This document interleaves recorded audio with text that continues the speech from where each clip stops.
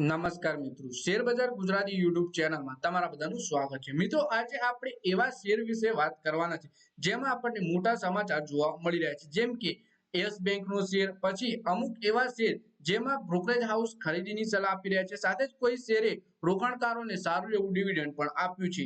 તો સાથે મ્યુચ્યુઅલ ફંડમાં રોકાણ કરતા હોય એમના માટે સેબીએ નવા નિયમો લાગુ કર્યા છે। આ બધા જ શેર વિશે આપણે તમામ માહિતી ડિટેલમાં જોઈએ તો આ વિડીયોને તમે પૂરેપૂરો જોજો, જેથી કરીને જો તમારા જોડે આમાંથી કોઈ પણ શેર હોય અથવા પછી તમે ખરીદી કરવા માંગતા હો તો આ શેર વિશેની માહિતી તમને મળી રહે। પણ જ્યારે તમે શેર બજારમાં રોકાણનો નિર્ણય કરો છો તો તમારે પહેલા તમારા ફાઇનાન્શિયલ એડવાઇઝર જોડે તમારે આ શેર વિશેની ચર્ચા કરી લેવી, અને જો તમે એ ના કરી શકતા હોય તો તમે જાતે પણ તમે આ શેર વિશેની રિસર્ચ કરી શકો છો, પછી જ તમારે શેર બજારમાં રોકાણનો નિર્ણય લેવો જોઈએ। તો આ વિડીયોને તમે પૂરેપૂરો જોજો, જેથી કરીને તમને આ બધા શેર વિશેની માહિતી મળી રહે। સૌથી પહેલા મિત્રો વાત કરીએ આપણે યસ બેંકના શેર વિશે।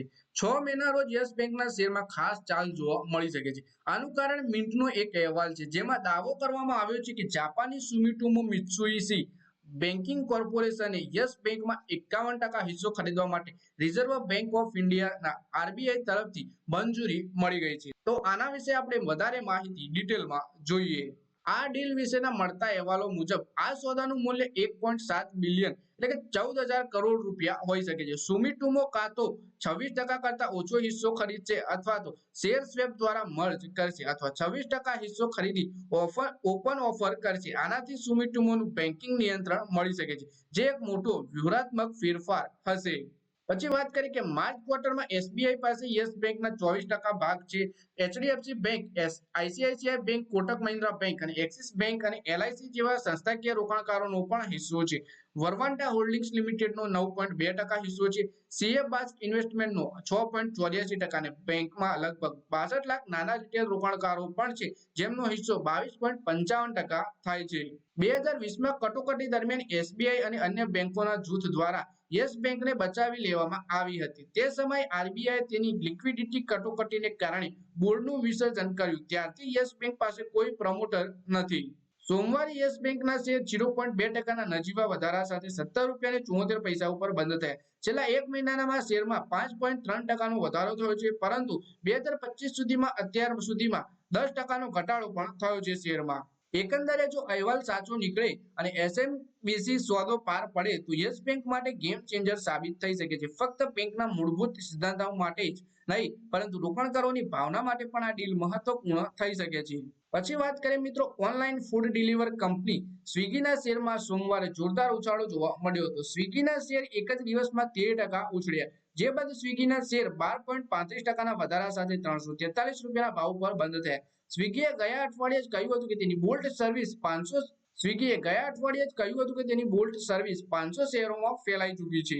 પછી વાત કરીએ કે બોલ્ટ ઓપ્શન હેઠળ મંગાવવામાં તમને 10 થી 15 મિનિટમાં જ ડિલિવરી મળવાનો દાવો કરવામાં આવે છે। શેરમાં તેજી પાછળ આ એક કારણ હોઈ શકે છે।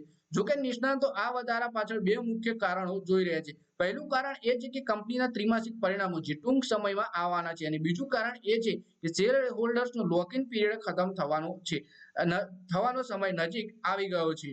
પછી વાત કરીએ કે કંપની 9 મેના રોજ પોતાના ત્રિમાસિક પરિણામો જાહેર કરશે અને આના ઉપર વિશ્લેષકોની નજર રહેશે। આ ઉપરાંત 13 મેના રોજ શેર હોલ્ડર્સનો લોક ઇન પીરિયડ ખતમ થઈ જશે। આવી સ્થિતિમાં જે એવું જોવું રહેશે કે શેરમાં વેચવાલી વધે છે કે પછી શેરધારકોનો ભરોસો આ ફૂડ ડિલિવરી એપ પર યથાવત રહે છે। નોવાના જણાવ્યા અનુસાર 13 મેના રોજ કંપનીમાં લગભગ 190 કરોડ શેર ટ્રેડિંગ માટે બજારમાં ખુલ્લા થઈ શકે છે। 13 મે બાદ જે શેર ટ્રેડિંગ માટે ઉપલબ્ધ થશે તે સ્વિગીના કુલ આઉટસ્ટેન્ડિંગ શેરના 85% છે। 20 એનાલિસ્ટે સ્વિગીના શેરનું કવરેજ શરૂ કર્યું। આમાંથી 12 આ શેરને ખરીદવાની સલાહ આપી છે અને બાય રેટિંગ પણ આપ્યું છે, જ્યારે 5 એનાલિસ્ટે સેલ રેટિંગ આપ્યું છે અને 3 એનાલિસ્ટે શેરને હોલ્ડ કરવામાં કહ્યું છે। અને આજે જે વધારો થયો, અત્યાર સુધીમાં શેર 35%નો ઘટાડો થયો છે। સ્વિગીનો આઈપીઓ 390 રૂપિયા પ્રતિ શેર પર આવ્યો હતો। પછી મિત્રો આપણે મહિન્દ્રા એન્ડ મહિન્દ્રાના શેર વિશે વાત કરીએ, જેમાં કંપનીએ કારોબારી વર્ષ 2025ના ચોથા ક્વાર્ટરના પરિણામો જાહેર કરી દીધા છે। કંપનીએ આ દરમિયાન મજબૂત પ્રદર્શન કર્યું અને રોકાણકારો માટે 25.30 રૂપિયા પ્રતિ શેરનું ડિવિડન્ડ જાહેર કર્યું છે। આ ડિવિડન્ડ 506% અને 31 જુલાઈ 2025 બાદ શેરધારકોને આપવામાં આવશે। પરિણામોની જાહેરાત બાદ કંપનીએ શેર 2%થી પણ વધારે તેજી સાથે કારોબાર કરતા જોવા મળ્યા હતા।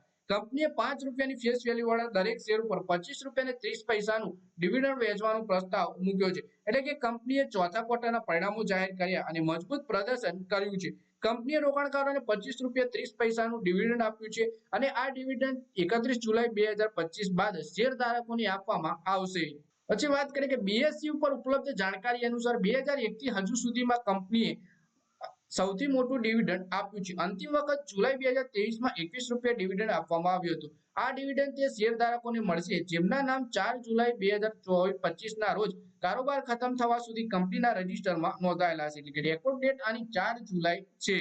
પછી કંપનીના ક્વાર્ટરલી પરિણામો વિશે વાત કરીએ તો M&M આશા કરતા સારા પરિણામો રજૂ કર્યા છે. ગયા વર્ષની તુલનામાં કંપનીનો નફો 22% વધીને 2437 કરોડ રૂપિયા થઈ ગયો.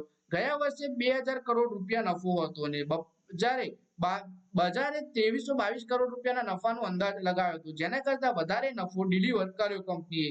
કંપનીની આવક 24% વધી 31,353 કરોડ રૂપિયા રહી, જે ગયા વર્ષે 25,182 કરોડ રૂપિયા હતી. બજારને અંદાજો હતો 29,892 કરોડ રૂપિયાનો. એટલે કે આવક પણ કંપનીએ વધારે ડિલિવર કરી બજારના અંદાજ કરતા.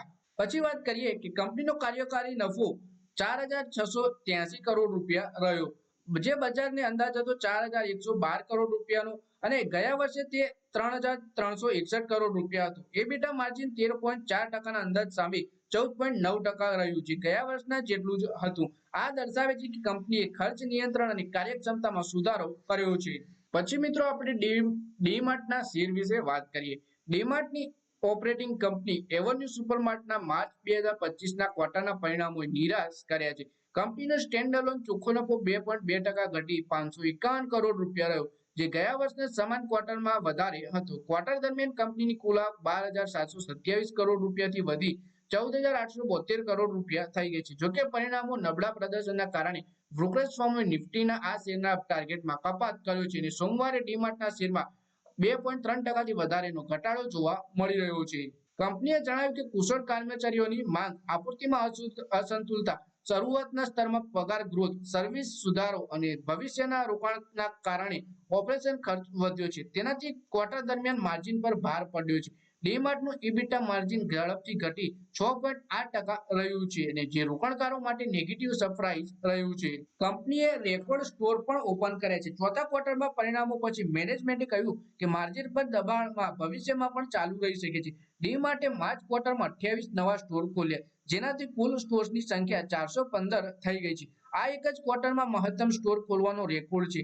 આ વર્ષે કંપનીએ 50 નવા સ્ટોર ઉમેર્યા છે, જે ગયા વર્ષ કરતા લગભગ 22% વધુ છે. મેટ્રો શહેરમાં વ્યવસાય મજબૂત રહ્યો, પરંતુ નોન મેટ્રો શહેરોમાં પ્રદર્શન વધુ સારું રહ્યું છે. ડીમાર્ટ સ્ટોરની સંખ્યા ઓછી હોય તેવા મેટ્રો શહેરમાં સમાન પ્રકારની વૃદ્ધિ સારી રહી છે. પછી વાત કરીએ કે બ્રોકરેજ ફર્મોએ પરિણામો બાદ ડીમાર્ટના શેર પર પોતાની સલાહ આપી છે. જેફરીઝે શેર માટે હોલ્ડ રેટિંગ જાળવી રાખી, પરંતુ ટાર્ગેટ પ્રાઇસ 4225 રૂપિયાથી ઘટાડી 4100 રૂપિયા કરી દીધો છે. પછી વાત કરીએ કે ઘરેલુ બ્રોકરેજ ફર્મ મોતીલાલ ઓસવાલે કહ્યું કે ક્વિક કોમર્સમાં મોટા ઓફલાઈન ઓનલાઈન રિટેલરના પ્રવેશથી ટૂંકા ગાળામાં કિંમતો કોમ્પિટિશન વધશે, જે ડીમાર્ટની ગ્રોથ અને માર્જિન પર અસર કરી શકે છે. તેમ છતાંય તેમણે ખરીદીની સલાહ આપી છે, પરંતુ ટાર્ગેટ 4650 રૂપિયાથી ઘટાડી 4350 રૂપિયા કરી દેવામાં આવ્યો છે.